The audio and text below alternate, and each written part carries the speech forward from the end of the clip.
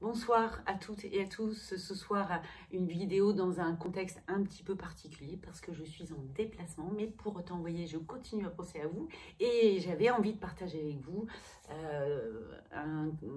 une analogie, on va dire, par rapport à la mythologie grecque et reprendre un des personnages de la mythologie grecque qui s'appelle Procuste. C'est le bandit Procuste, c'était un bandit. Et Procuste, il avait une particularité, c'est qu'il avait beau être un bandit, il offrait quand même régulièrement un lit aux personnes qui passaient pas loin de chez lui. Il offrait une nuitée.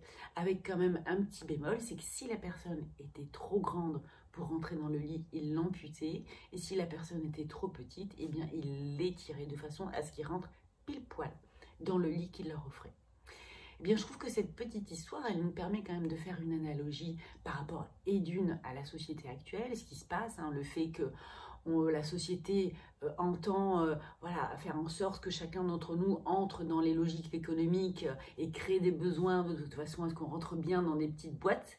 Mais ça se passe aussi très souvent en thérapie, c'est-à-dire qu'on a tendance à élaborer des concepts et quand on est convaincu d'un concept, eh bien, on va regarder son patient avec le prisme de ce concept-là et on ne va pas hésiter à l'amputer si nécessaire ou bien l'étirer si nécessaire de façon à ce qu'il rentre pile poil dans la petite boîte, le concept qu'on a créé. Et c'est très souvent comme ça que ça se passe.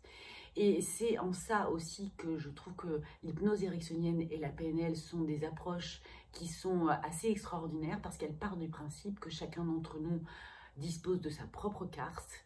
La carte n'est pas le territoire et donc toutes ces histoires de concepts, de boîtes dans lesquelles on pourrait ranger les gens, tout ça, ça n'existe pas. Vraiment, chaque client qui rentre, c'est une nouvelle carte qui s'offre. Il n'y a pas de concept, on n'essaye pas de faire rentrer la personne dans un concept. On ne va pas le regarder avec un prisme et un filtre qui va venir biaiser la réalité. Donc voilà, c'est plutôt rassurant de savoir qu'il existe encore des thérapies qui ne sont pas accrochées à des lits du type des lits de Procuste. Voilà, c'était ce que je souhaitais partager avec vous ce soir. J'espère que cette petite histoire vous amène à réfléchir. Et bien, sur ce, je vous dis à très bientôt.